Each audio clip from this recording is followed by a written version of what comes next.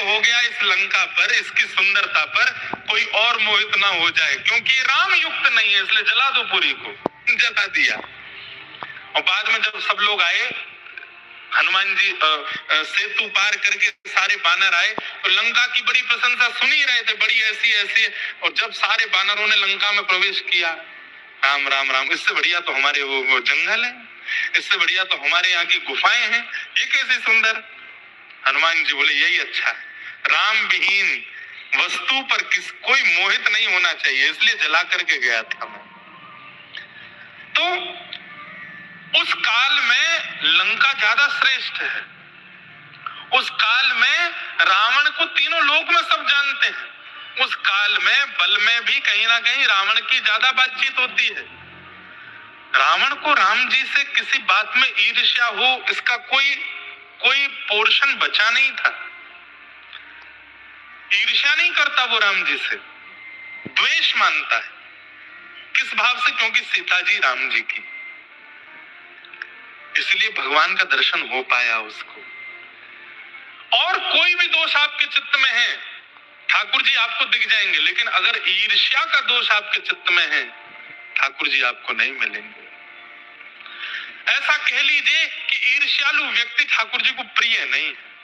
इसलिए बाकी के दोषों को धीरे धीरे भजन नष्ट कर देगा, पर आपके अंदर अगर ईर्ष्या है तो उस पर आपको काम पहले करना चाहिए। और एक बात कहूं, बिना किसी संकोच के कहूं, इस पंडाल में बैठे हुए भी 90% लोगों के चित्त में ईर्ष्या है, क्योंकि संसार में सबसे ज्यादा लोग ईर्ष्या युक्त हैं।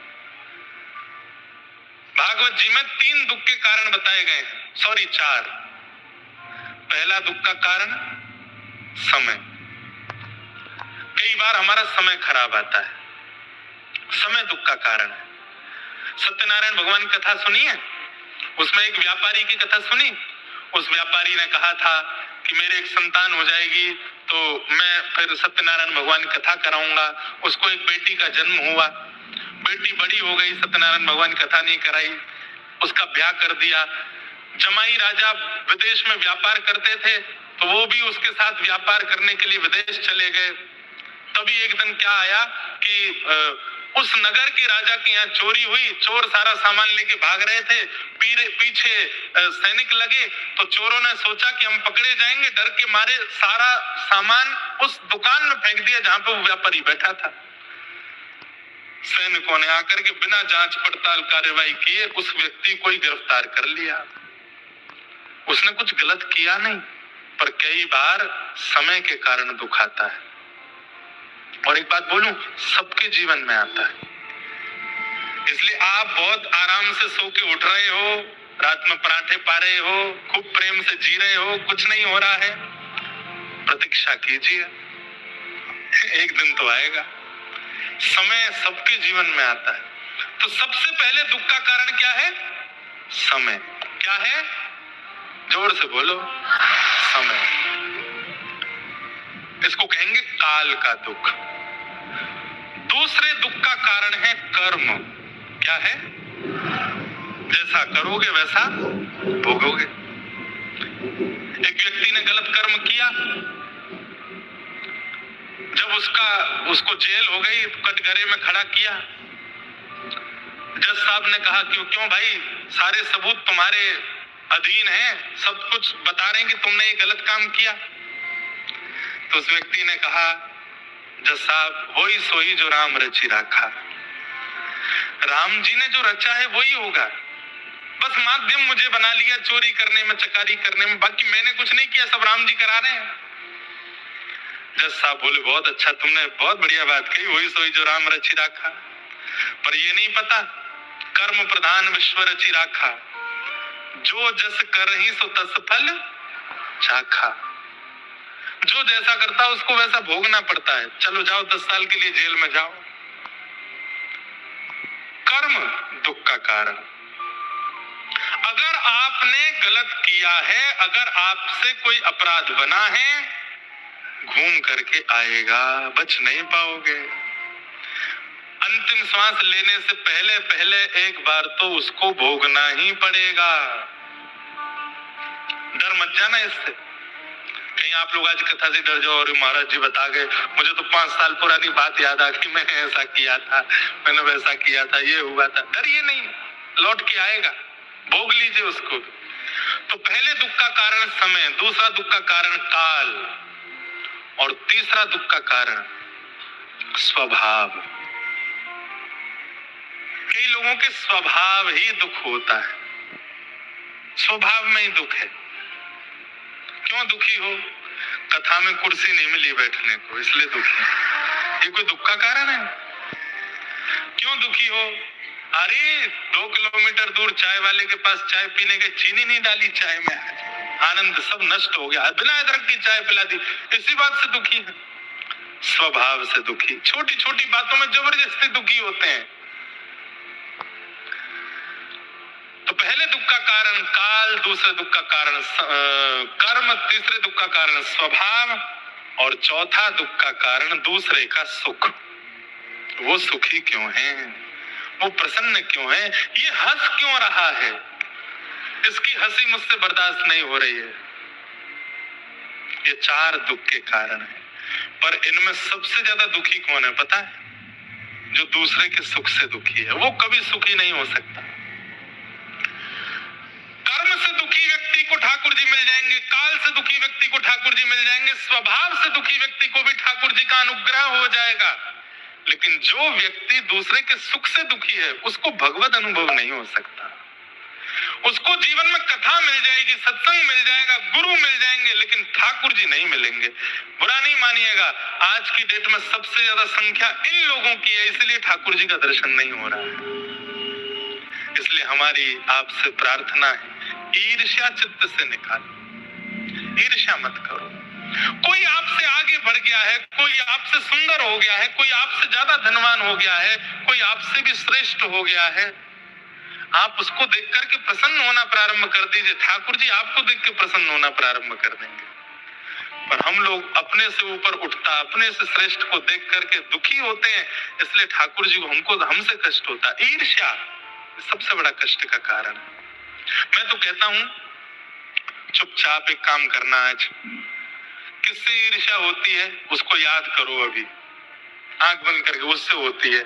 होती तो सबको है, देखो बुरा नहीं मानो, किसी को अपनी ननद से होती है, किसी को अपनी जेठानी से, किसी को अपनी सास से, किसी को अपने पति से, किसी को अपनी पत्नी से, किसी को अपने पड़ोसी से, मित्र से, किसी ना किसी से होती ही है। उसका चिंतन करो और कथा इसी भावना से सुनो, हे ठाकुर जी 7 दिन बाद मैं कथा सुन के इस व्यक्ति को देखूं तो मुझे ईर्ष्या नहीं होनी चाहिए, तो मैं मानूंगा कि आप मुझे प्राप्त करोगे। और 7 दिन बाद जब यहाँ कथा पूरी हो जाए, कथा को प्रणाम करके उसके घर जाना, फोन नंबर वगैरह हो तो उसको कहे थोड़ा बाहर आ, तो उसको देख करके अगर उसमें गुण दिख जाए, यार अभी तक इसमें बहुत दोष देखे, आज कोई गुण दिखा, बस समझ जाना अब ठाकुर जी मिलने वाले हैं, अब ठाकुर जी प्रसन्न है गए, निश्चित प्राप्त होंगे। देवताओं में और राक्षसों में अंतर क्या है? देव वही जो अत्यंत अवगुणवान व्यक्ति में गुण देखता हो, वो देव है, और राक्षस वही जो राम में भी अवगुण देखता हो, वो राक्षस है। हमारी दृष्टि कैसी है? हम सब में दोष बहुत जल्दी देखते हैं। मैं कथा में कहा करता हूं, रिश्तेदार लोग जाते हैं लड़की पसंद करने या लड़का देखने के लिए, तो जब देखने के लिए जाते हैं, जैसे ही बाहर निकलते हैं, गाड़ी में बैठेंगे 4-5 लोग, गाड़ी जैसे ही बढ़ेगी तो फिर गाड़ी चलाने वाला जो भी होगा बोलेगा आपकी क्या राय है, कैसा लगा आपको? तो बाकी के 3 सबसे बाकी सब तो ठीक है, थोड़े से कान मुझे बड़े लग रहे थे लड़की के। दूसरा बोला तुमने उसके पैर नहीं देखे थे? कैसे पैर थे? बड़े बड़े पैर थे। वैसे तो अपशगुन मानते हैं, लेकिन कोई बात नहीं, चल जाएगा। मतलब हम दोष पहले देख लेते हैं, गुण बाद में देखते हैं। भक्त वही जो गुण पहले देखे, और जो गुण पहले देख लेता है ना, बाद में देखने के लिए दोष बचते नहीं है। जिसको दोष ही दिख रहा है सब जगह, वो भक्त नहीं हो सकता। भक्त तो गुण देखता है, सब में गुण देखता है, सब में योग्यताएं देखता है, सब में अच्छाई देखता है, सब में एक श्रेष्ठता का अनुभव करता है। निर्मत्सराणाम सताम वैद्यम वास्तवमत्र वस्तु शिवदम तापत्रयोन्मूलनम। और कथा क्या करती है? बोले निर्मत्सराणाम सताम बना करके ठाकुर जी से संबंध करा देती है। ठाकुर जी कोई अपने लगने लगते हैं, ठाकुर जी से संबंध हो जाता है, ठाकुर जी के प्रति कोई अपनत्व की भावना चित्त में आने लगती है।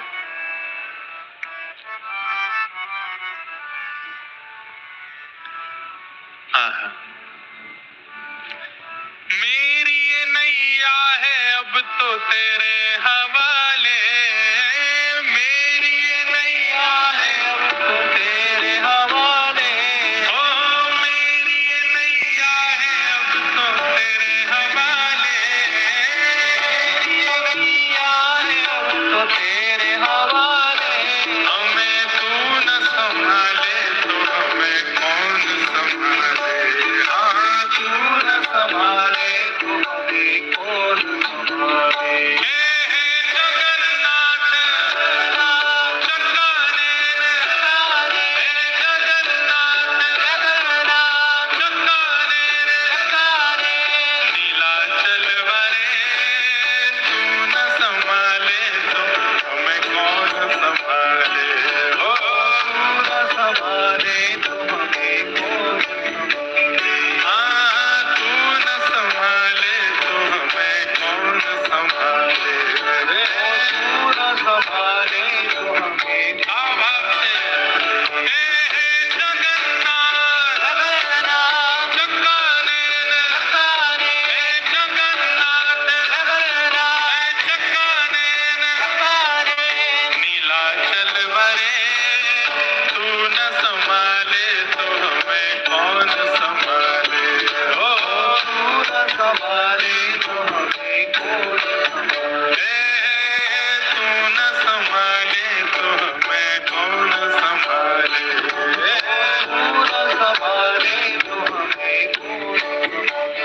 वो श्याम प्यारे से जिसका संबंध है, श्याम प्यारे से जिसका संबंध है, श्याम प्यारे से जिसका संबंध है, श्याम प्यारे से जिसका संबंध है, उसको हर घड़ी आनंद ही आनंद है, उसको हर घड़ी आनंद ही आनंद है, उसको हर घड़ी आनंद ही आनंद है, उसको हर घड़ी आनंद ही आनंद है। जगन्नाथ स्वामी मेरे नैनों के तारे, जगन्नाथ स्वामी मेरे नैनों के तारे, जगन्नाथ स्वामी मेरे नैनों के तारे, जगन्नाथ स्वामी मेरे नैनों के तारे, ओ मेरे सगरे काज स्वामी आप संभाले, हो मेरे सगरे काज स्वामी आप संभाले, हाँ मेरे बिगड़े काज स्वामी आप संभाले, हो मेरे बिगड़े काज स्वामी आप। उठा के कहो हे जगन्नाथ चक्काने हे जगन्नाथ चक्काने हे जगन्नाथ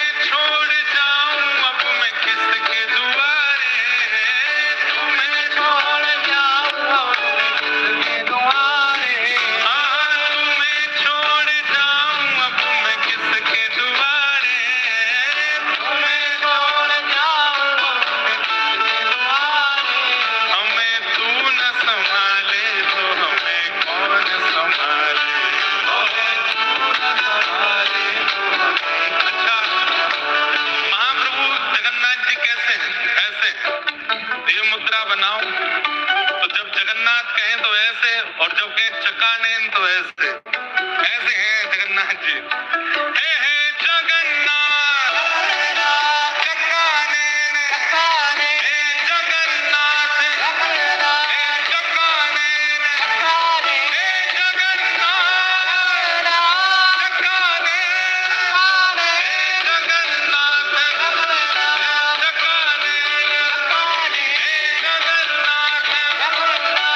चकाने। ओ नीलाचल वाले तू न संभाले तो हमें कौन संभाले, ओ न संभाले तू न संभाले तो हमें कौन संभाले, ओ तू न संभाले तो हमें कौन संभाले। हे जगन्नाथ चकाने, हे जगन्नाथ चकाने, हे जगन्नाथ चकाने, हे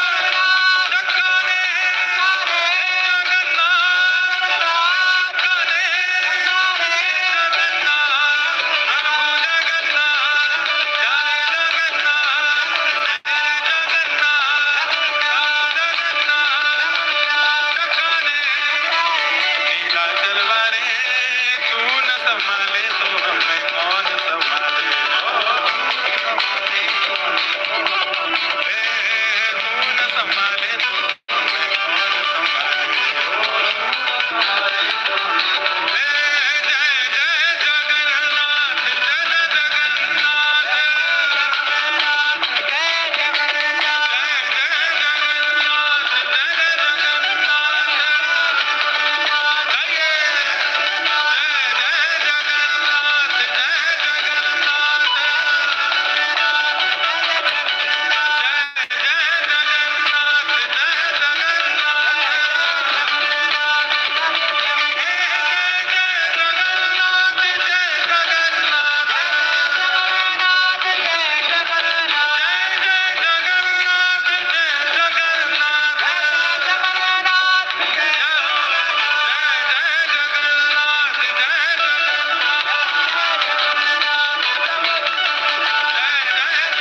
जय जय जगन्नाथ, जय जगन्नाथ, जय जगन्नाथ, जगन्नाथ रक्षमा महाबाहु महाबाहु महाबाहु पाहि मां। श्री जगन्नाथ महाप्रभु की जगन्नाथ स्वामी मेरे नैनों के तारे, जगन्नाथ स्वामी मेरे नैनों के तारे, हमें तू न संभाले तो हमें कौन संभाले, ओ तू न संभाले तो हमें कौन संभाले। क्यों संभाले जगन्नाथ? क्योंकि आप नाथ हो। नाथ माने रक्षक, नाथ माने स्वामी। आपसे हमारा संबंध है, हम दास हैं, आप हमारे स्वामी हो। इसलिए आपकी जिम्मेवारी बनती है नाथ कि हमें गिरने मत दीजिए।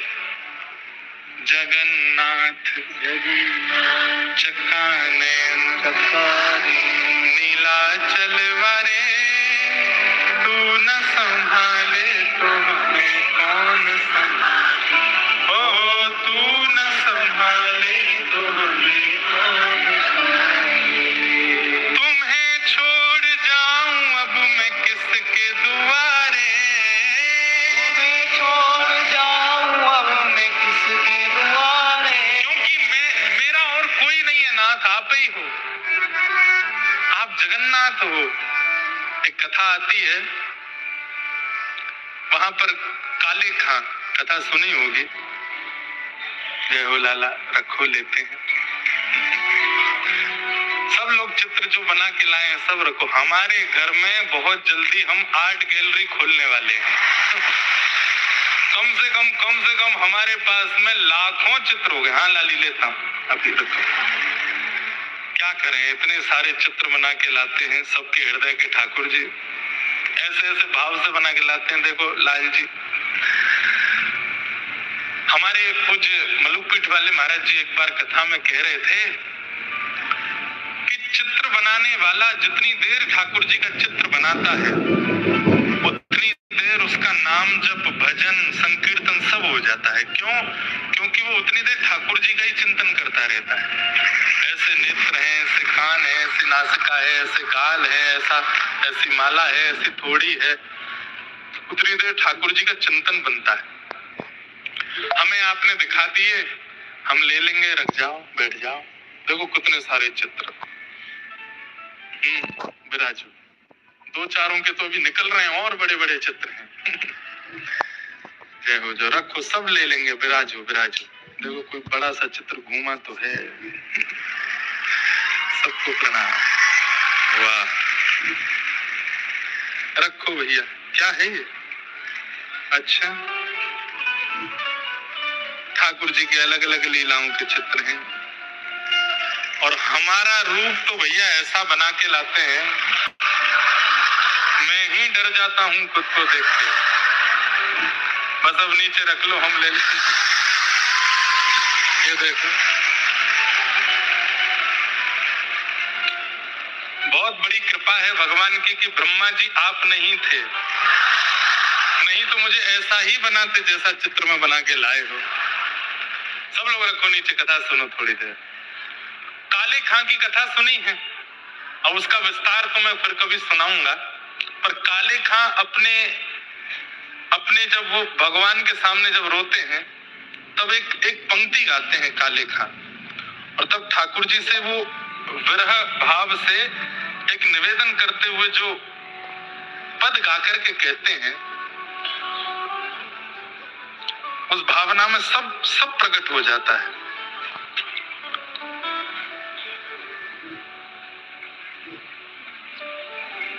भगवान के मुस्लिम भक्त हैं काले खां, लेकिन इतनी सुंदर एक पंक्ति गाते हैं ठाकुर जी के आगे कि ठाकुर जी प्रकट हो जाते हैं उनके उस भाव से।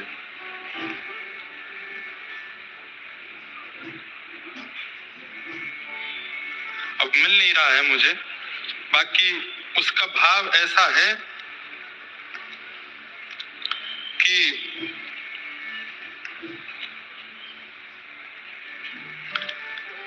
हिंदुओं के नाथ तो मेरा कोई दावा नहीं।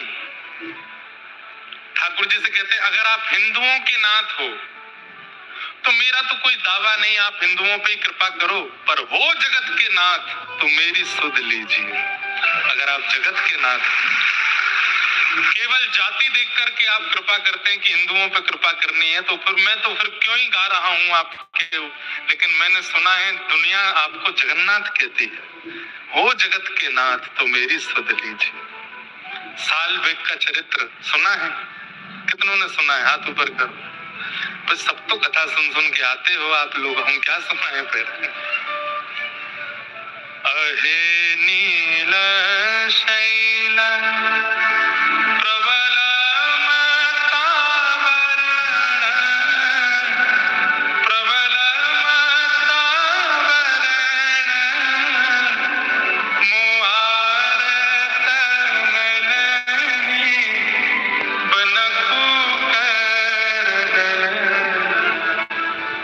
एक कालवेग नाम का मुस्लिम व्यक्ति, ब्राह्मणों की कन्या का अपहरण कर लिया उसने। जिन्होंने नहीं सुनी वो सुनो, ठाकुर जी कैसे रक्षक हैं। बंधु, एक बात तो माननी पड़ेगी, कभी कभी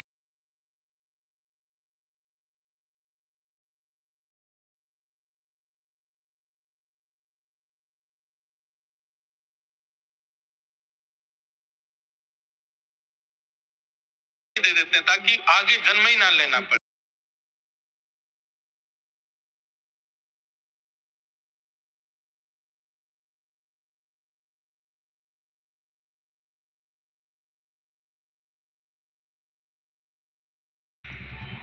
गूंगे और बहरे सुन नहीं सकते, बोल नहीं सकते। चलो एक कष्ट दिया, यहां रुक जाना चाहिए था ठाकुर जी को। कुछ दिन बाद माता पिता दोनों चले गए। 17 साल बड़ा एक भाई है, और एक दादी, बस उनके साथ नरसिंह मेहता रहते थे। नाम तो उनका नरसिंह था, नरसिंह नागरवंशी ब्राह्मण थे, पर दादी नरसी नरसी बोलती थी, इसलिए नरसिंह मेहता नाम पड़ा। माता पिता के जाने से जो व्यापार आदि था वो भी धीरे धीरे घटने लगा। कितना कष्ट। घर वालों ने कहा कि अब तुम बूढ़ी बड़ी हो गई हो, अकेले कैसे संभालोगे, गूंगा बेगा बहरा तुम्हारा बालक है। बोले क्या करूं? बोले बड़े वाले नाती का ब्याह कर दो, इसकी माँ इसकी पत्नी आ जाएगी तो वो ये दोनों माता पिता हो जाएंगे, वो इसको संभाल लेंगे। तो दादी ने बड़े भाई का ब्याह कर दिया, मतलब अपने बड़े नाती का ब्याह किया। तो गृहिणी ऐसी आई कि उसको तो नरसिंह मेहता बिल्कुल नहीं सुहाते थे। मतलब भक्त के जीवन को कैसे बनाते हैं ठाकुर जी, कितना सोच के चलता है कि अब ठीक हो जाएगा, अब ठीक हो जाएगा, इससे ठीक हो जाएगा, इससे ठीक हो, नहीं, ठाकुर जी कुछ और विचार करके बैठे। और बंधुओं, कई बार विशिष्ट निर्माण के लिए कई बार विध्वंस होना जरूरी होता है, और भक्त के जीवन में ठाकुर जी करते हैं। ऐसा ही सालबेग का जीवन। कालबेग नाम का एक मुस्लिम व्यक्ति ब्राह्मणों की कन्या का अपहरण कर लिया और उनके गर्भ से जो बालक जन्मा उसका नाम रखा सालबेग। बचपन से सालबेग, कहते हैं कि मां तो प्राण त्यागने वाली थी गर्भावस्था में ही, जबरदस्ती मेरा गर्भाधान कर दिया। समुद्र में प्राण त्यागने के लिए जा रही थी वो तो, लेकिन मन में विचार किया मेरे जीवन के साथ जो हुआ वो मेरा प्रारब्ध है, लेकिन मेरे गर्भ में एक छोटा बालक है, इसकी क्या गलती है? इसको जन्म देकर के तो मैं ठाकुर जी का भक्त बनाऊं, शायद मैं अपने जीवन को उसी से सुखद बनाऊं। सालबेग का जन्म हुआ। पिता तो भयंकर क्रूर था, और क्योंकि एक राजा का वो मंत्री था इसलिए उस पर अधिकार भी बहुत था, इसलिए डर करके पत्नी को रहना पड़ता था। लेकिन माँ चाहे तो बच्चे को जैसा माँ चाहे वैसा बना सकती है, माँ के पास पूर्ण अधिकार होता। हमारे पूज्य पिताजी कहते हैं माँ चाहे तो बालक को साइंटिस्ट बना दे, माँ चाहे तो बालक को चार्टर्ड अकाउंटेंट बना दे, डॉक्टर बना दे, माँ चाहे तो संत फकीर बना दे, माँ चाहे तो विरक्त वैरागी बना दे, माँ चाहे तो जेब कतरा डाकू डकैत बना दे। माँ के ऊपर है क्या चाहती। इतनी विपरीत परिस्थिति में सालबेग का जन्म हुआ, लेकिन माँ सालबेग को बचपन से ही सुनाती है कि यहाँ से कोसों दूर विश्व के नाथ रहते हैं। क्या नाम है? जगन्नाथ। अच्छा माँ, कैसे हैं वो? तब माँ बताती है, बोले ऐसे गोल गोल उनके नेत्र हैं, ऐसा उनका मुखमंडल है, ऐसी उनकी भुजा। कभी जगन्नाथपुरी में कथा होती है वो सुना कीजिए, वहीं जगन्नाथ जी के भाव ज्यादा आते हैं, अद्भुत है। महाप्रभु जगन्नाथ जी का स्वरूप, एक एक अंग की एक कथा है कि ठाकुर जी की आंख ऐसे क्यों है, ठाकुर जी का मुख ऐसा क्यों है, भुजा ऐसे क्यों, सबके पीछे एक भाव है। माँ सुनाती। और बचपन सालबेग मनी मन विचार कर लेता है, चिंतन कर लेता है, ऐसे ऐसे बस पूछता मैं कब जाऊंगा माँ दर्शन करने। माँ कहती जब मैं बताती हूँ तो तेरे चित्त में नहीं आता? बोले हाँ, बन तो जाता है एक स्वरूप। बोले बस वही तेरे पास आ जाते हैं, तू तो बेटा नहीं जा पाएगा, अगर तूने प्रयास भी किया तो तेरे पिता तुझे जीवित नहीं छोड़ेंगे, इसलिए तू केवल सुनकर के मन में ही दर्शन कर लिया कर। सालबेग 5-6 वर्ष 7 वर्ष की आयु के हो गए। एक दिन अपनी माँ के साथ छत पर बैठे थे, रोज जगन्नाथ जी की लीला कथा सुनते थे। तभी देखते हैं कि गांव के लोग बैलगाड़ियों में भर भर के कहीं जा रहे हैं। पूछा माँ ये सब कहाँ जा रहे हैं? तो बताया वही जगन्नाथ जिनकी तुम लीला सुनते हो, वो रथ यात्रा करने के लिए अपने मंदिर से उतर करके आ रहे हैं, और रथ में आरूढ़ होकर के अपनी मैया से मिलने जा रहे हैं, गुंडीचा माता। इंद्रद्युम्न राजा हैं, और इंद्रद्युम्न राजा की पत्नी का नाम है गुंडीचा, जिन पर कृपा करके भगवान जगन्नाथ प्रकट हुए। तो कहते हैं कि जगन्नाथ महाप्रभु की इतनी सेवा दोनों पति पत्नी करते थे कि एक दिन महाप्रभु जी ने कहा वरदान मांगो क्या चाहिए? तो इंद्रद्युम्न राजा ने तो मन में सोचा कि मैं वरदान मांगूंगा कि मेरे बाद मेरे वंश में कोई संतान ही ना हो। और पत्नी सोच रही थी कि मैं इनसे मांगूंगी कि मेरे को एक संतान हो जाए। पति मांगना चाह रहा है संतान ना हो, पत्नी मांगना चाह रही है संतान हो जाए। दोनों ठाकुर जी के आगे हाथ जोड़ के बैठे। ठाकुर जी बोले वरदान मांगो, क्या चाहिए? दोनों ने मन ही मन सोच लिया। इंद्रद्युम्न बोले मेरे कोई संतान ना हो। क्यों? क्योंकि मैं ये नहीं चाहता कि आगे चलकर के नाथ मेरी संतति आपकी सेवा ना करे, क्योंकि ये होगा मैं इतना वैभव देकर के जाऊंगा, कहीं ना कहीं मेरे संतानों में ये भावना आ जाएगी और वो आपकी सेवा नहीं करेंगे तो मुझे बहुत कष्ट होगा, पीड़ा होगी कि मेरे संतान आपकी सेवा नहीं कर रहे। इसलिए मैं अपने तक ही सेवा रखना चाहता हूँ।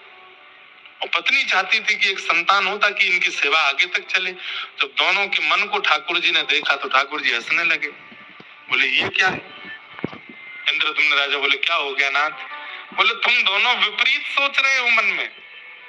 इंद्रद्युम्न राजा ने गुंडीचा को देखा, तुम क्या सोच रही हो? बोले तुम क्या सोच रहे हो? इंद्रद्युम्न राजा बोले मैं तो मांग रहा हूं कि मेरे संतान ही ना हो। गुंडीचा बोली मैं मांग रही हूं कि संतान हो।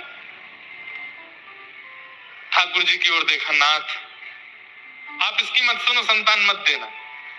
गुंडीचा बोली इनको क्या पता है, मैं आपसे कह रही हूँ नाथ एक संतान होनी चाहिए हमको।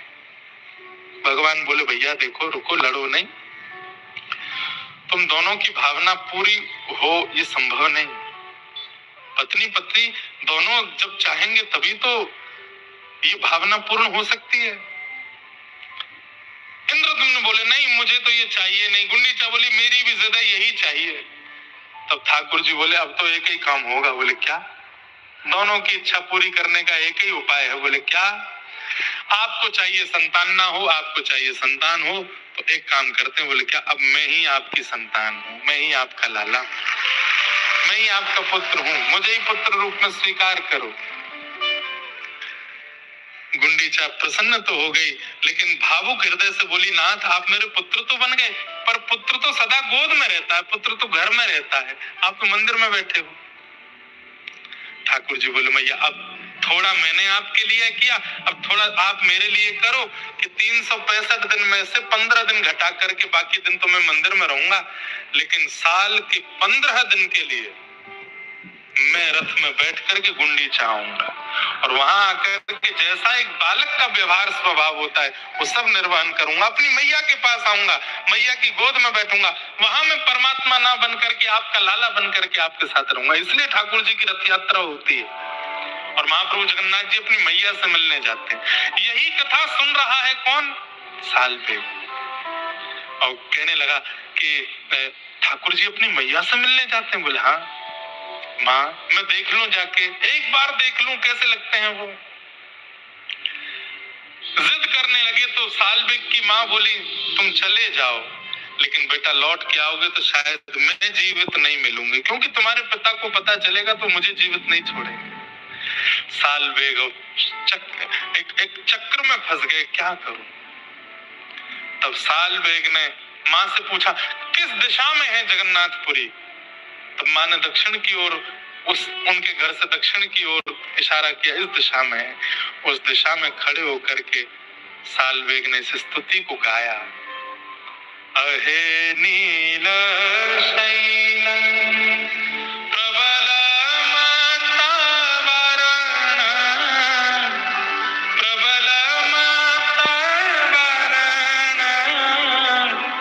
मुआरत नयनी बनकु कर दलन, अहे नील शैल।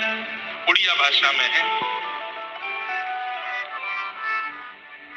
गजराज चिंता कला ठाई घोरे जलेना, गजराज चिंता कला ठाई घोरे जलेना, चक्र पेशी नक्र नाशी उद्धरी नयापन, अजनील शैल। क्या कह रहे हैं? जैसे बाहर खड़े होकर ललकारता है उसको, ए पागल कहां घुसा बैठा है, बाहर आ। ऐसे साल्वेग कह रहा है, ओ नीलाचल पर्वत के मतवाले हाथी जगन्नाथ, नीलाचल पर्वत पर तुम रहते हो। मतवाले हाथी क्यों कहा? बोले जब तुम मंदिर से उतर करके नीचे आते हो तो हाथी की तरह ही आते हो, ऐसे जैसे हाथी की गजगामनी चाल होती है। बंधुओं, जब महाप्रभु जगन्नाथ जी रथ की ओर जाते हैं ना, उस समय उनका दृश्य देखने लायक होता है। एक पाश में बांधे होते हैं रस्सी में, उससे पकड़ के खींचते हैं उनको और लुढ़कते पड़कते महाराज सीढ़ियों पर कूद कूद करके ठाकुर जी आते हैं नीचे। अद्भुत दृश्य, एक गज की तरह उतरते हैं ठाकुर जी। एक भाव तो इसलिए गज कहा, दूसरा किस लिए गजेंद्र कह रहा हूं? बोले गज का स्वभाव होता है कि वो कमल तंतु को पकड़ करके रौंद देता है। हे नाथ, मोह आरत, मेरे जितने भी पाप हैं जिसके कारण मैं कालवेग का पुत्र हूं, वो सारे पापों को हे गजेंद्र मेरे हृदय से निकाल करके नष्ट कर दीजिए ना। मोह आरत नलनी बनकु कर दलन। अच्छा नहीं बुलाओगे मुझे तो फिर गजराज पर कृपा क्यों की? गजराज चिंता कला ठाई गोरे जलेना, चक्र पीसी नक्र नसी उधरी लयपन, कुरु सभा तले सुनी द्रौपदी नयपन। कौरवों की सभा में द्रौपदी निर्वस्त्र हो रही थी, तब आप वस्त्र बन करके आगे उसकी रक्षा करने, गजेंद्र को उसके ग्राहक के पैर से बचा, मुख से बचा करके ले गए। विभीषण पर आपने कृपा की, उन पर कृपा की, मुझ पर कृपा क्यों नहीं कर रहे हो? तो अंतिम स्तुति के भाव में मानो साल्वेग ने ठाकुर जी को थोड़ा सा छेड़ दिया। क्या कहता है? कहे साल्वेग हीन जाति रे मुँह यवन। ओहो, समझ गया, इसलिए कृपा नहीं कर रहे हो क्योंकि मैं यवन जाति में जन्मा। पर मेरी और कोई इच्छा नहीं, केवल एक इच्छा है। क्या? श्रीरंगा चरण तले, श्रीरंगा चरण तले करु अच्छी अपन। श्रीरंग के चरणों में केवल अपने मन को अर्पित करना चाहता हूं और कुछ इच्छा नहीं है नाथ। मैं छूंगा नहीं आपको क्योंकि मैं अपवित्र हूं, मैं यवन कुल में जन्मा हूं। तो छोटे से साल्वेग ने इतनी भाव भरी स्तुति गाई, लाखों की तादाद में रथ खींच रहे, महाप्रभु जगन्नाथ के रथ को खींच रहे भक्त। और उसी समय जब साल्वेग कोसों दूर से स्तुति गा रहा था, महाप्रभु जगन्नाथ का रथ वहीं रुक गया, नहीं बढ़ रहा है आगे। पंडा पुजारियों में हड़कंप मच गया, राजा आ गए वहां के, आकर के महाप्रभु जगन्नाथ से प्रार्थना कर लगे, नाथ हमसे क्या अपराध हो गया? ठाकुर जी के नेत्र सजल हो गए। स्वप्न में ठाकुर जी राजा आज भी वहां के राजा को भावना में, मन में, स्वप्न में आज्ञा करते हैं। उसकी भावना में आज्ञा कर दी, मेरा एक भक्त मुझे पुकार रहा है, जब तक वो इस सभा में नहीं आएगा, रथ यात्रा में नहीं आएगा, मेरा रथ आगे नहीं बढ़ेगा, उसको लेकर के आओ। कौन है, कहाँ है, किस नाम से? ठाकुर जी दिशा बता रहे, एड्रेस बता रहे। उस दिशा में इतनी दूरी पर साल्वेग नाम का एक व्यक्ति, उसका पुत्र है साल्वेग, उसको लेके आओ। राजा ने सेना भेजी कोसों दूर, 3 दिन तो सेना को पहुंचने में लगे। वहां जाकर के पूछा कहाँ है साल्वेग? मां ने कहा क्यों ले जा रहे हो? बोले महाप्रभु जगन्नाथ बुला रहे हैं इनको। पालकी में साल्वेग को बैठाया, साल्वेग बोला मैं अकेला नहीं जाऊंगा, एक पालकी और लाओ, मेरी माँ को भी लेके चलो। दूसरी पालकी में माँ को बैठाया और लेकर के जा रहे हैं। लाखों की तादाद में लोग प्रतीक्षा कर रहे हैं, महाप्रभु जगन्नाथ का रथ रुक गया है, स्थिर हो गया है। और तभी देखते हैं उस सभा में, उस रथ यात्रा की भीड़ में सैनिकों का आगमन होता है और पालकी में बैठा छोटा सा साल्वेग देख रहा है कहाँ है जगन्नाथ, पूछ रहा है कहाँ है मेरे जगन्नाथ। किसी ने इशारा करके कहा वो सामने नंदी घोष रथ दिखाई दे रहा है, उसी के भीतर बैठे महाप्रभु जगन्नाथ। जैसे ही साल्वेग ने पालकी से जगन्नाथ जी को देखा, नंदी घोष रथ के ऊपर बैठे हुए महाप्रभु जगन्नाथ ऐसे झूमने लगे, आनंदित हो गए। पुजारियों को कहने लगे, जल्दी करो, देरी मत करो, अब मुझसे रुका नहीं जा रहा, इसको जल्दी पालकी से उतार के लाओ, मेरे हृदय से लगा दो, मैं तड़प रहा हूं इससे मिलने के लिए। पालकी से साल्वेग को नीचे उतारा, साल्वेग का रोम रोम कंपित हो रहा है। पन्ना पुजारी कह रहे चढ़ो रथ के ऊपर, बोले नहीं नहीं मैं इस योग्य नहीं हूं। अरे ठाकुर जी बुला रहे हैं, चढ़ो ऊपर। ऊपर चढ़ गए। जिस रथ पर चढ़ने का अधिकार किसी का नहीं है, साल्वेग चढ़ गए। ठाकुर जी विशाल जगन्नाथ जी के सामने साल्वेग खड़ा है। ठाकुर जी कह रहे जल्दी से मेरे हृदय से लगाओ इसको। समीप ले गए, महाप्रभु जगन्नाथ को अंक में भर लिया। पूरा भक्त समाज आनंद से नृत्य करने लगा। ये दृश्य देख के साल्वेग को अंक में महाप्रभु जगन्नाथ जी लेकर के खड़े हैं। ठाकुर जी के बड़े बड़े नेत्रों से अश्रुबिंद गिर रहे हैं। साल्वेग बोला, नाथ धृष्टता हो गई क्या? सीधे अंक लगा लिया आपको, प्रणाम तो किया ही नहीं मैंने, एक बार प्रणाम कर लूं आपको। महाप्रभु जगन्नाथ जी का रूप देख करके जैसे ही साल्वेग ने दंडवत प्रणाम किया, घंटों हो गए साल्वेग उठे नहीं। जब पुजारियों ने देखा तो साल्वेग वहीं अपने प्राण त्याग दिए महाप्रभु जगन्नाथ जी के चरणों में। आज भी साल्वेग जी की समाधि है। महाप्रभु जगन्नाथ जी का जो मंदिर है, वहां से 1 किलोमीटर आगे ही रथ जाता है, वहीं सीधे हाथ पर साल्वेग जी की समाधि पड़ती है। आज भी महाप्रभु जगन्नाथ का रथ रुकता है और वहां पर इस स्तुति का गान होता है। ठाकुर जी साल्वेग को अपने अधरामृत का भोग उसकी समाधि पर चढ़वाते हैं ठाकुर जी कि उसको देख करके आओ, मेरा साल्वेग बैठा है यहाँ पर।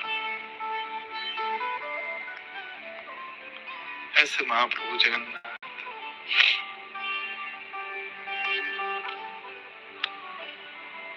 बंधुओं, ठाकुर जी बहुत प्रेम करते हैं मुझसे और आपसे। बस उन्हें चिंता हमारी रहती है कि कहीं मैं बहुत जल्दी मिल गया, इसके विकार नष्ट नहीं हुए, उससे पहले अगर इसको मिल गया तो ये और विकार युक्त हो जाएगा। इसलिए ठाकुर जी गुरुजनों के पास भेजते हैं, कथाओं में भेजते हैं, नाम जप करवाते हैं, संध्या वंदन करवाते हैं, नियम पालन करवाते हैं, ताकि तुम शुद्ध हो जाओ। उसके बाद में मिलूं तो कोई विकार तुम्हारे अंदर अभिमान का आएगा नहीं। नहीं तो हम लोग बिना शुद्ध हुए अगर ठाकुर जी को प्राप्त कर लेंगे तो ठाकुर जी के आने के बाद इस बात का भी हमको अभिमान हो जाएगा कि देखो कुछ नहीं किया फिर भी ठाकुर जी मिल गए मुझे। इसलिए ठाकुर जी ने हमको भी योजनाओं में डाल रखा, पहले हो जाओ।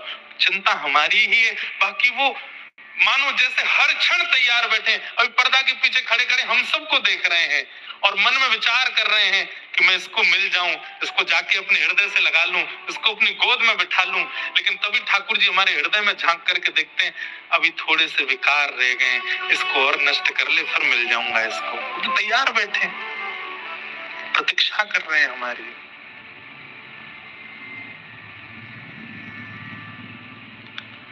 वैद्यं वास्तवमत्र वस्तु शिवदं तापत्रयोन्मूलनम् श्रीमद्भागवते महामुनिकृते किं वा परैरीश्वर सद्यो हृद्यवरुध्यते त्रिकृतभिः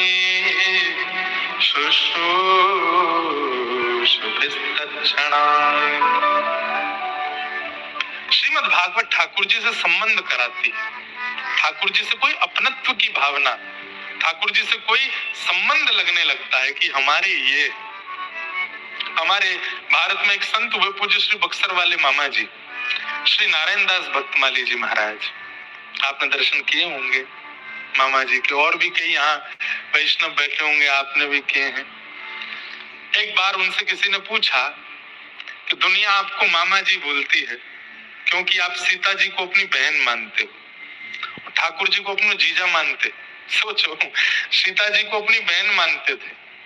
तो किसी ने उनसे कहा ये भी तो हो सकता है कि आपने मनमुखी सीता जी को बहन मान लिया, उन्होंने आपको भैया नहीं माना होगा। इस बात का क्या प्रमाण है कि वो भी आपको भाई मानती है?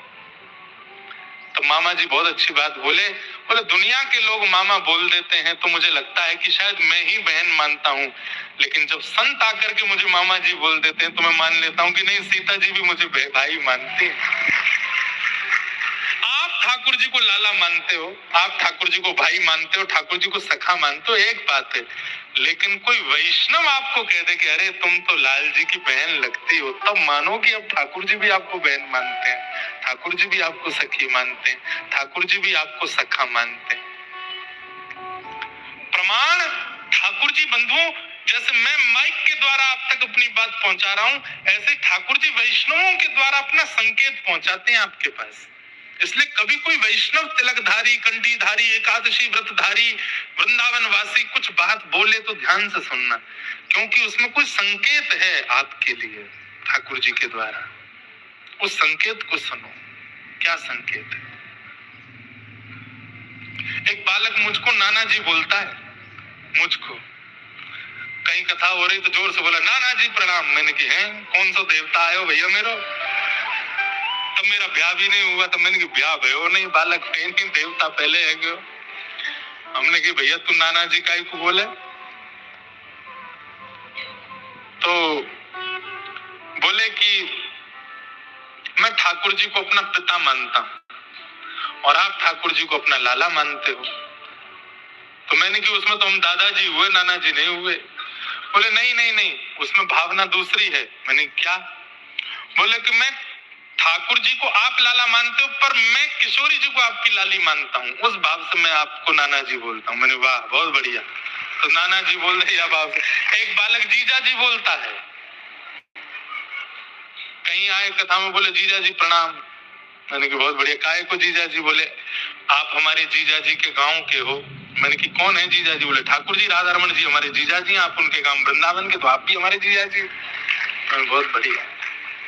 कोई फूफा जी बोल जाते हैं, कोई ताऊ जी बोल जाते हैं, तो सब संबंध आप लोग मानते हैं, पर वास्तव में संबंध ठाकुर जी से आपका क्या है ये कोई वैष्णव प्रमाणित करता है।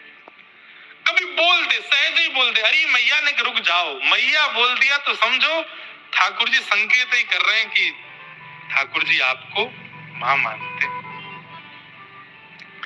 वैष्णवों की वाणी से संकेत समझो। वैद्यम वास्तवमत्र वस्तु शिवदम तापत्रयोन्मूलनम निगम कल्पतरोर्गलितं फलम् सुखमुखादमृतद्रव संयुतम् पिबत भागवतं रसमालयम् मुहुर्हो रसिका भुवि भावुका। आप लोगों ने चंद्रहास जी का चरित्र अभी कुछ दिन पहले मैंने कहा था, सुनिएगा, बहुत अच्छा चरित्र है चंद्रहास। नारद जी महाराज के 3 भक्त हुए जिनकी उन्होंने चरित्र स्वयं गाए। गुरु का चरित्र शिष्य गाए ये सुना गया, पर शिष्य का चरित्र गुरु गावे ये बहुत कम हुआ। नारद जी ने अपने 3 भक्तों के चरित्र गाए हैं। एक भक्त हैं श्री ध्रुव जी महाराज, एक भक्त श्री प्रहलाद जी महाराज, और तीसरे नारद जी के शिष्य हैं श्री चंद्रहास जी। चंद्रहास जी का बहुत सुंदर चरित्र है। चंद्रहास जी के चरित्र में भी ऐसे ही आता है कि बाल काल में उनके माता पिता चले गए, तो एक दाई जो बालकों को संभालती हैं बड़े घरों में, वो दाई ही उनकी मां बन गई। जब 5 साल के चंद्रहास जी हो गए तो दाई भी प्राण त्यागने लगी, तो चंद्रहास जी रोने लगे, माता पिता भी चले गए, आप भी चले गए, अब मेरा कौन है। तब दाई ने समझाया कि कृष्ण ही तुम्हारे माँ हैं, कृष्ण ही तुम्हारे पिता हैं। बस ये बाल चेष्टा में इतना भाव डाला गया, उसी से चंद्रहास महान भक्त हो गए। ठाकुर जी को अपने माता पिता मानते थे। बहुत बड़ा चरित्र है, वो तो नहीं कहूंगा। वही हुआ आपके नरसिंह मेहता जी के चरित्र में भी। जब नरसिंह मेहता जी बाल अवस्था में थे, बोल पाते नहीं थे, सुन पाते नहीं थे, भाभी का भी बहुत उनके प्रति दुर्भाव रहता था, देखे नहीं सुहाते थे नरसिंह मेहता जी भाभी को। तब दादी के सामने कभी कभी वो रोते थे, बोल तो पाते नहीं थे, पूछते थे मेरे माँ पिता कौन है, इशारा करके। तब उनकी दादी ने कहा तुम्हारे पिता महादेव हैं और माँ तुम्हारी साक्षात जगदम्बा पराम्बा श्री पार्वती जी। तो बाल चेष्टा में, बाल अवस्था में बालकों को जैसा कह दिया जाता है ना, वो उसको प्रमाणित मान लेते हैं, क्योंकि उनके मन में छल नहीं होता ना, उनके मन में द्वंद्व नहीं होता। हम जैसे जैसे बड़े हो जाते हैं तो हम विचार करते हैं, बालक विचार नहीं करता, जो कह दिया उसको मान लेता है। इसलिए बाल अवस्था में बालकों के शुद्ध चित्त में शुद्ध चेष्टाएं डालनी चाहिए, क्योंकि वो उनके चित्त में सदा रहती है। मीराबाई को माँ ने कह दिया तेरे पति तो गिरधर गोपाल है, बाल अवस्था में कह दिया।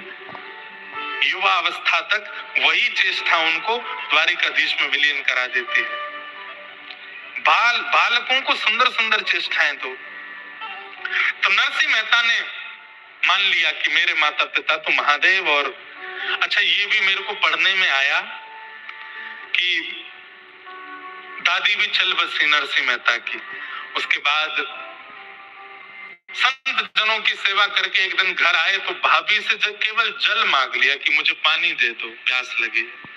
इस बात पर भाभी ने इतना डांटा, इतना डांटा, इतना बड़ा बुला कहा उनको, और कह दिया बोले हिल के पानी पीता नहीं है, निकल जा घर से, बोलना आता नहीं, सुनना आता नहीं, पड़े पड़े केवल भोजन करता रहता है, कोई काम धंधा करता नहीं। नरसिंह मेहता को पहली बार बड़ी माँ की याद आई, पिता की याद आई। तो दौड़ते हुए महादेव के मंदिर गए। तो मैंने वहां पढ़ा कौन से महादेव थे? इंद्रेश्वर महादेव। कौन से महादेव? इंद्रेश्वर महादेव। कहते हैं आज भी उनका मंदिर है घने जंगल में, श्री जूनागढ़ में, इंद्रेश्वर महादेव। वहीं गए और महादेव के पास जाकर के रोने लगे, आप ही मेरे माँ हैं, आप ही मेरे पिता हैं, आप ही मेरे सर्वस्व हैं, कृपा कीजिए, मुझे दर्शन दीजिए, अनुभव। और 7 दिन तक महादेव ने दर्शन नहीं दिए। तो पार्वती जी ने कहा कि वो आपको पिता मानता है, मुझे माँ मानता है, तो हमें भी कृपा उस पर करनी चाहिए। तब 7 दिन बाद इंद्रेश्वर महादेव से साक्षात ध्याये नित्यम महेशम रजत गिरिनिभम चारु चंद्रावतम शम रत्नाकल्पोज्ज्वलांगम पैशमर्गवरा भीति हस्तम प्रसन्नम पद्मासीरम समन्ता स्तुतमरगणे व्याधिकृत्यम वसानम विश्वाद्यम विश्ववंद्यम अखिल वैहरम पंचवक्त्रम त्रिनेत्रम। महादेव प्रकट हो गए और प्रकट होकर के नरसिंह मेहता जी के सामने बैठ गए।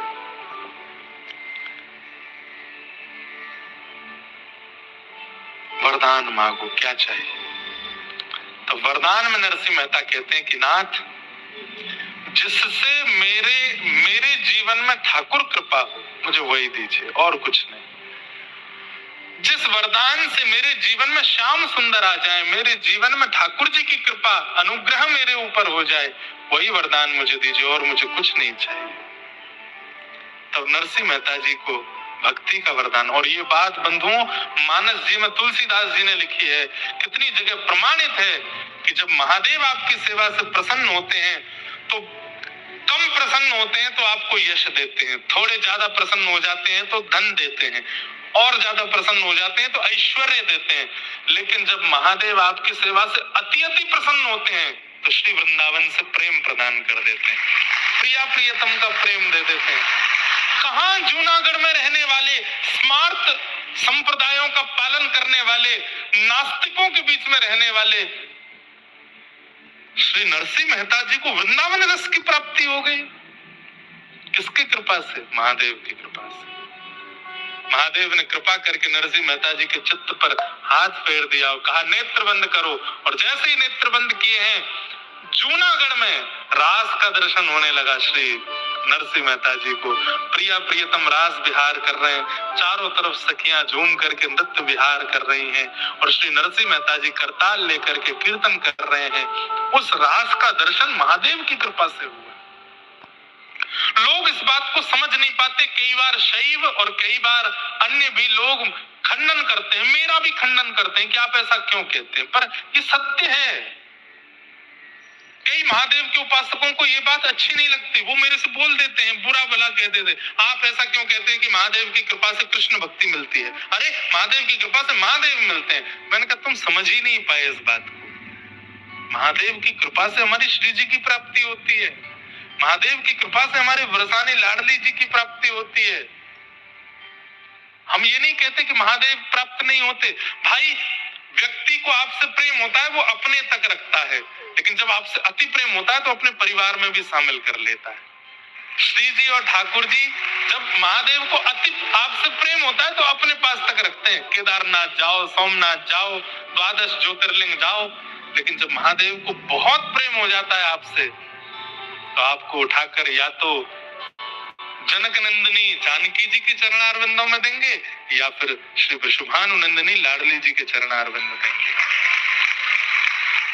मुनिंद वृंद वंदिते त्रिलोक शोक हारिणी, कौन गा रहा है राधा कृपा कटाक्ष को? कदा करिष्य श्री हेमाम कृपा कटाक्ष भाजनम, कौन गा रहा है राधा कृपा कटाक्ष? स्वयं सोमनाथ गा रहे हैं, स्वयं महादेव गा रहे हैं। ये समझिए। इसलिए कभी कभी भक्ति में, प्रिया प्रियतम की भक्ति में लगता हो कि मन उदास है, मन क्षीण हो रहा है, तो महादेव पर जाके 2-4 लोटा पानी चढ़ाया, हे महादेव हमारी भक्ति थोड़ी घट रही है, ऐसा लग रहा है कि ठाकुर जी थोड़े दूर हो रहे हैं, बहुत दिन हो, ये युक्ति बता रहे हैं हम आपको, वृंदावन जाने को ही नहीं मिल रहा, योजनाएं बन करके बिगड़ रही हैं, कैसे जाएं हम वृंदावन?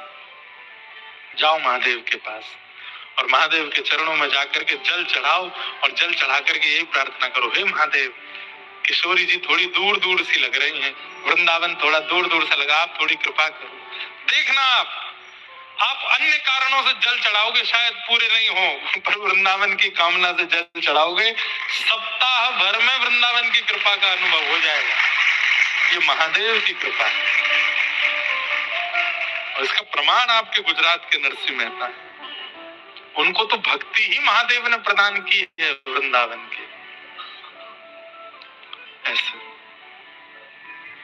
तो निगम कल्प तरोर गलितम फलम सुख मुखादमृतत्रव संयुतम पिबत भाग्यवतम रसमालयम मोर हो रसिका भुवि भावुका। वेद रूपी कल्प वृक्ष का पका हुआ फल है श्रीमद् भागवत। मैं कहा करता हूं कथा में कि कथा से कभी फल मत मांगिए, कथा आप सुन रहे हैं, ये आपके पूर्व जन्म के और इस जन्म के अच्छे कर्मों का ही फल मिला है आपको, आप कथा सुन रहे हो। फल से फल नहीं मांगा जाता, फल से रस मांगा जाता है, फल से क्षुधा की निवृत्ति मांगी जाती है, फल से अन्य फलों को जन्म देने वाली गुठली मांगी जाती है, बीज मांगा जाता है, फल से फल नहीं मांगा जाता। कथा से तो रस मांगो, कथा से तो क्षुधा की निवृत्ति मांगो और कथा से और फल प्रकट करने वाला वृक्ष मांगो, बीज मांगो। कथा से फल नहीं मांगा जाता।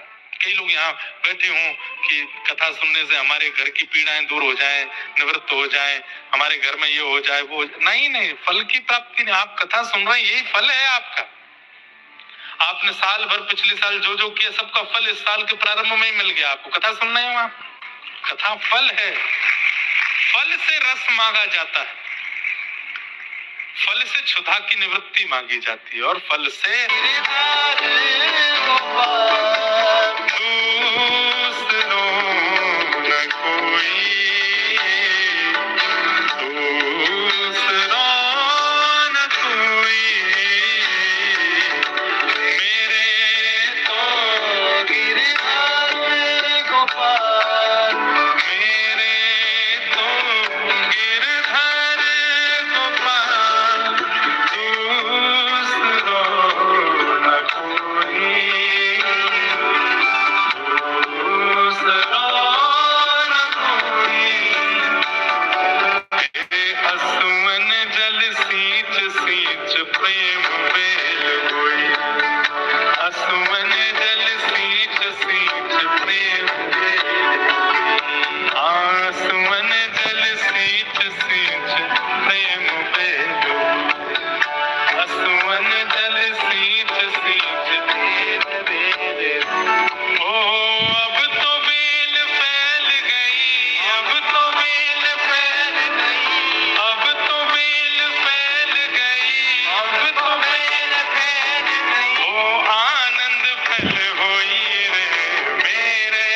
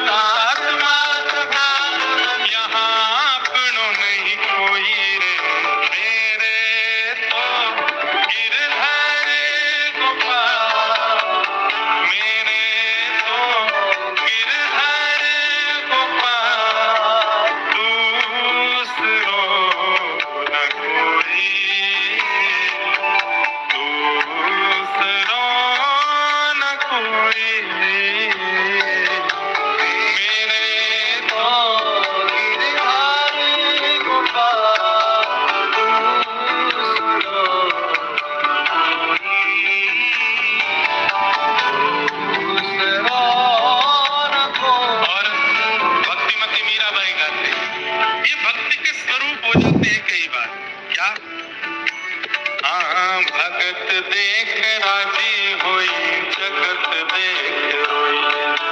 भगत देख राजी होई, जगत देख रोई। हाँ, भगत देख राजी होई, जगत देख रोई। भगत देख राजी होई, जगत देख रोई। हे दासी मीरा लाल गिरधर, दासी मीरा लाल गिरधर, दासी मीरा लाल गिरधर, दासी मीरा लाल। मेरे तो गिरधर गोपाल, मेरे तो गिरधर गोपाल, दूसरों न कोई, दूसरा न कोई। मेरे तो गिरधर गोपाल,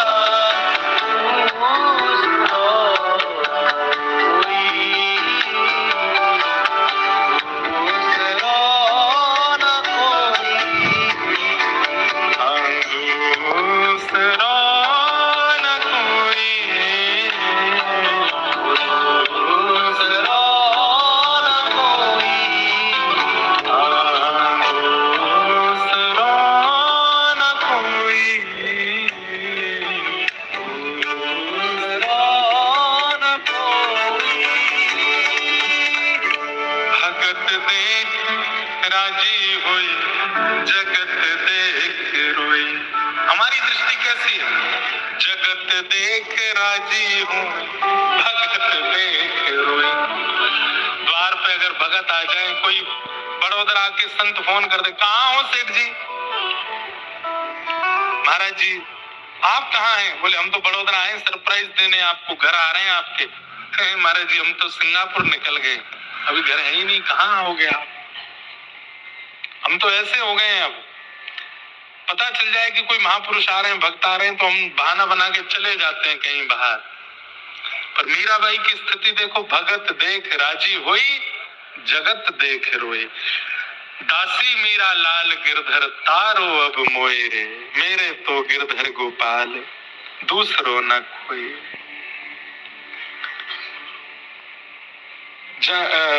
अभी महाराष्ट्र में कथा थी, सक्कूबाई का एक प्रसंग आया था। उसमें सक्कूबाई का परिवार बहुत विचित्र था। ऐसे परिवार में उनका ब्याह हुआ था कि सब विपरीत।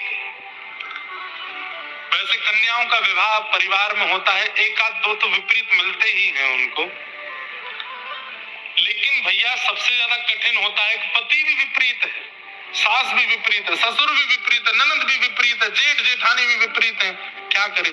सक्कूबाई का ऐसा ही घर था, एक भी उनके जैसा नहीं था, सब विपरीत। पति सास ससुर सब विपरीत थे। लेकिन सक्कूबाई बोली अब जैसे हैं मेरे हैं, रहना तो पड़ेगा। तो सक्कूबाई रोज जल भरने के लिए सरोवर में जाती थी। तभी देखी कि कुछ वैष्णव वारकरियों की वारी जा रही है पंढरपुर, राम कृष्ण हरि कहते हुए वो लोग जा रहे थे। तभी सक्कूबाई ने देखा और उसका मन होने लगा, मैं चली जाऊं, मैं इनके साथ, कितने भाग्यशाली हैं ये लोग, पंढरपुर जाएंगे, ये लोग पंढरीनाथ को, विट्ठल को देखेंगे। लेकिन नहीं जा सकती, सास बहुत डांटेगी। तो क्या करती है सक्कूबाई?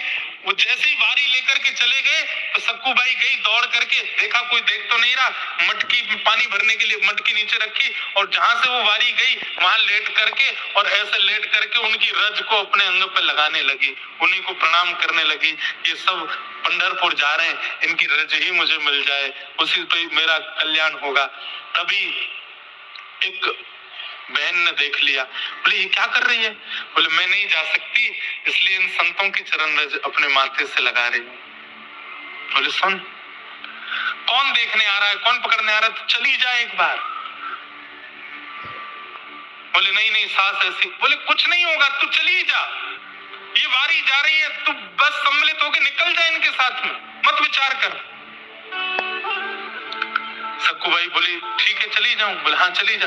जैसे ही गई, वो उसी महिला ने जाके घर पर शिकायत कर दी। बोले सक्कू तो वारी में चली गई, पंढरपुर चली गई, तू यहाँ बैठी बैठी देख कान रही है और रोज बोलती है मेरी बहू मेरे से बिना पूछे। वो चली गई वारी में, कि घर से बिना पूछे जाने की इसकी इच्छा ना हो, इतनी प्रताड़ना कर रहे हैं।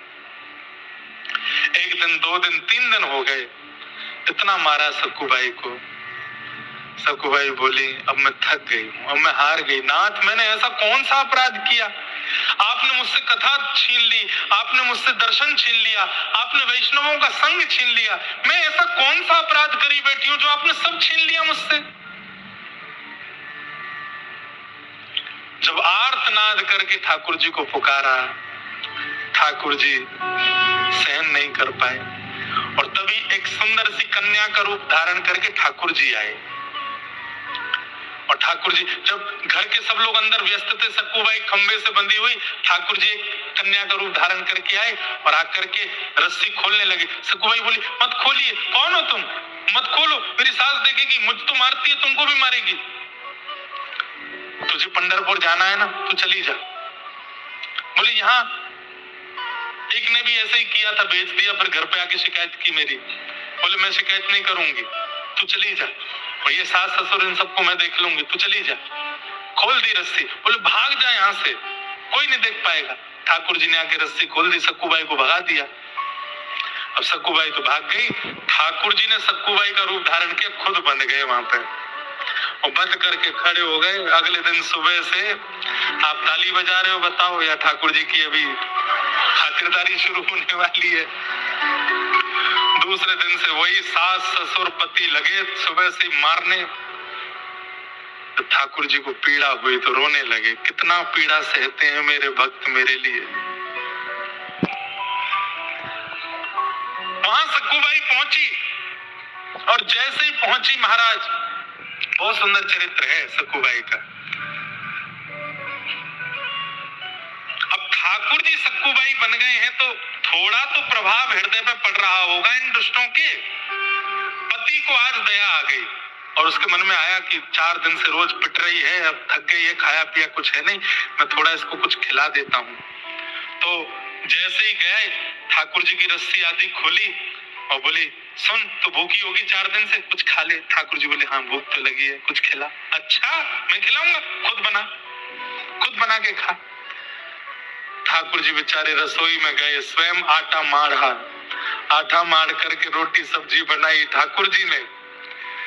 मैं कह रहा था कथा में कि एक भक्त के द्वारा कितनी बड़ी कृपा कि इतने घनघोर दुष्ट जीवों को ठाकुर जी के हाथ का बना प्रसाद मिलने वाला है, एक सक्कूबाई के कारण।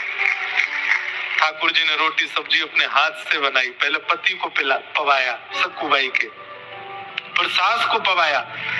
अच्छा, और दिन तो सक्कूबाई बनाती थी। अच्छा, भोजन बेस्वाद बने तो थोड़ा बहुत खाते हैं, स्वादिष्ट बने तो ज्यादा खाते हैं। 5 बार आटा मारना पड़ा ठाकुर जी को। बोले अच्छी भूख लगी हमको। पति के राज तो बहुत बढ़िया लग रहा, और बनाओ और बनाओ और बनाओ। ठाकुर जी बनाते जा रहे हैं। फिर सास की बारी आई, सास ने भी खूब खाया, ससुर ने भी खूब खाया। अंत में बोले अब तू भी खा ले।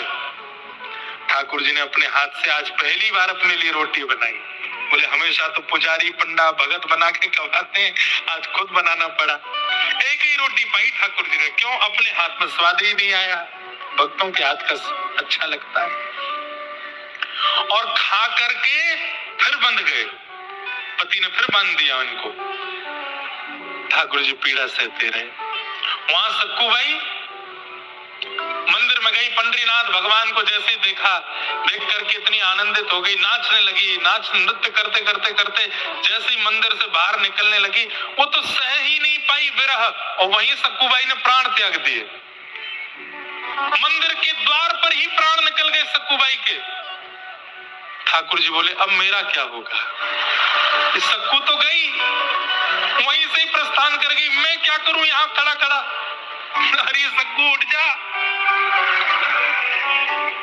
वारकरी वैष्णव जो गए थे बेचारे, उन्होंने सक्कू को पहचान लिया, बोले ये तो वही है, वो गांव से निकले थे, हमारे बीच नाच रही थी, सांस मारते मारते बेचारी कहीं से भाग भाग के आई, ठाकुर जी का दर्शन करके देखो इसके भाग्य यही प्राण त्याग दिए। अब इसके घर के लोग तो बड़े दुष्ट हैं, उनके पास इसके शव को नहीं ले जाते, हम ही इसका संस्कार कर देते हैं। सक्कू बाई का संतों ने संस्कार कर दिया। ठाकुर जी सोच रहे रुक जाओ भैया, शरीर तो रहने दो, मैं पुनर्जीवित कर दूंगा उसको। लेकिन यहां संस्कार हुआ। ठाकुर जी रात्रि में चंद्रभागा तट पर गए और जहां सक्कूबाई का संस्कार हुआ, वहां सक्कूबाई के ही वो फूलों से ठाकुर जी ने उसको पुनर्जीवित किया और कहा कि सक्कू अब तू वापस अपने घर जा। सक्कूबाई बोली नाथ ये कैसा किया आपने, मुझे अपने चरण प्रदान करके, अपना लोक प्रदान करके आपने पुनर्जीवित कर दिया मुझको। ठाकुर जी बोले तू जा घर पे, तुझे पता चलेगी, मां मैं बंधा खड़ा हूं, मुझे जाके वहां मुक्त कर। यहाँ सक्कूबाई लौट करके आई, आकर के देखा तो सक्कूबाई जैसी एक बंदी हुई है, तुरंत उसको खोल करके मुक्त आदि किया। ऐसी पूरी लीला ठाकुर जी ने कराई और फिर पूरे परिवार को भक्ति भाव प्रदान किया। भक्ति अद्भुत है बंधुओं, ठाकुर जी सब करने को तैयार हो जाते हैं अपने भक्तों के लिए, बस उसके चित्त की भक्ति निस्वार्थ भाव और निष्कलंकित भाव की हो तो सही।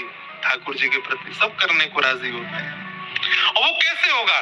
विवत भागवतम रसमालयम, केवल सुनकर के मत जाइए यहाँ से, जो सुना है उस भाव को तुरंत चित्त में धारण करके अपने जीवन में इम्प्लीमेंट करना शुरू कीजिए। मैं कहता हूँ पूरी बातें मत लाओ, आपने 3:30 बजे से 7 बजे तक जो सुना है कोई एक बात ले लो कि ये मैं करूंगा, आज ही से करना है। कल फिर कोई बात सुनो, उसमें से एक बात ले लो। अरे हम यहाँ 20 बात बताते हैं, एक पालन कर लेंगे, उसी से ही बहुत परिवर्तन आपके चित्त में आने लगा। मैंने कहा ना ठाकुर जी छुपके देख रहे हैं, और जैसे परिवर्तित हृदय दिखता है, थोड़े थोड़े विकार जब नष्ट होते ठाकुर जी को दिखते हैं तो ठाकुर जी स्वीकार कर लेते हैं, अंगीकार कर लेते हैं, कृपा करके फिर अनुग्रह करते हैं। इसलिए पियो मोहर हो रसिकाब विभाव का, अंतिम श्वास तक कुछ करें चाहे ना करें, कथा को मत छोड़िएगा, कथा सुनते रहो, सत्संग सुनते रहो, हर दिन कुछ नया प्राप्त होता रहेगा आपको। बस ऐसी भावना है। 3 श्लोकों में संपूर्ण मंगलाचरण करके ठाकुर जी को प्रणाम किया। तत्पश्चात सौनकादि ऋषियों ने 6 प्रश्न किए, इन्हीं 6 प्रश्नों में 7 दिन की कथा का संपूर्ण भाव सुनाया गया। भागवत जी की रचना का विषय सुनाया गया। इदं भागवतम नाम पुराणम ब्रह्म संहितम, उत्तम श्लोक चरितम चकार भगवान ऋषि। इदं भागवतम नाम, ये भागवत नाम का एक ग्रंथ है जिसको वेदव्यास ऋषि ने लिखा है। ये श्रेष्ठ क्यों है? इनके श्रवण से, कथन से और चिंतन से हरिश्चित्तम समाचरित। भागवत जी की रचना क्यों की वेदव्यास जी ने? जब इतने ग्रंथ लिख चुके थे तो अंतिम भागवत जी की रचना की आवश्यकता क्यों पड़ी? क्योंकि अन्य ग्रंथ धर्म अर्थ काम मोक्ष को चित्त में प्रकट करते हैं, श्रीमद् भागवत की कथा प्रेम को प्रकट करती है। प्रेम पुरर्थो महान, प्रेम का प्रादुर्भाव कथा से होता है, इसलिए भागवत की रचना प्रेम से हुई है। इस प्रकार की भावनाओं से फिर अन्य भाव सुनाए गए। आगे का प्रसंग महाभारत में प्रवेश हम लोग करेंगे। बंधुओं, आज द्वितीय दिवस की कथा यहाँ हो रही है, कल तृतीय दिवस है, परसों ठाकुर जी का जन्मोत्सव है। कथा में यहाँ मंगल में आनंद होगा। कई वैष्णवों के भाव आ रहे हैं कि प्यारे गिरधर लाल जी के दर्शन कब होंगे, तो 5वें दिन की कथा जिस दिन होगी, मतलब परसों चौथा दिन 5वां दिन का कथा का क्रम होगा, तब यहाँ ठाकुर जी का बढ़िया बंगला 56 भोग होगा। तब प्यारे गिरधर लाल जी के दर्शन यहीं आप सब लोगों को हो जाएंगे। बाकी इतनी संख्या में आप सब हैं कि व्यक्तिगत मिलने का जो क्रम है वो कर पाना हमारे लिए मुश्किल हो जाता है। फिर भी अगर कोई योजना बनेगी तो मैं कल कथा में आप लोगों को बता दूंगा, और कैसे उस क्रम को हम कर सकते हैं उसका हम ध्यान रखेंगे। ठाकुर जी और द्वारिकाधीश आसपास में और भी जो तीर्थ हैं वहां आप सब लोग कथा के बाद जरूर जाइएगा, दर्शन कर। देखिए कथा के भी नियम है, कथा के बाद देव नदियों में स्नान, समुद्र स्नान का अपना फल है। तीर्थ में जाकर के ठाकुर जी को प्रणाम करते हुए संपूर्ण फल ठाकुर जी के चरणों में अर्पित करना चाहिए, ऐसे ऐसे भावना है। इतने युवा भाई बहन कथा में आ रहे हैं, सबको मैं हृदय से बहुत बहुत प्रणाम करता हूँ, बहुत बहुत वंदन करता हूँ। एक चीज का निवेदन करता हूँ, आप लोग इतने उत्साह में इतनी जल्दी इतनी सुबह सुबह यहाँ आकर के बिना कुछ अन्न जल ग्रहण किए आके बैठते हैं। हमें लगता है कि आप सब लोग इतना भाव रखते हैं, हमको कहीं वैष्णव अपराध नहीं लग जाए। कितने सारे वैष्णव बेचारे पूरे दिन बैठे रहते हैं और तब जाकर के शाम को कथा का क्रम होता है। पर आप सबकी भावना और प्रेम से हृदय बहुत प्रसन्न है। ये उत्साह ही ठाकुर जी की आपको प्राप्ति कराएगा। आप सब लोग इस उत्साह को कभी भी नष्ट मत होने दीजिएगा।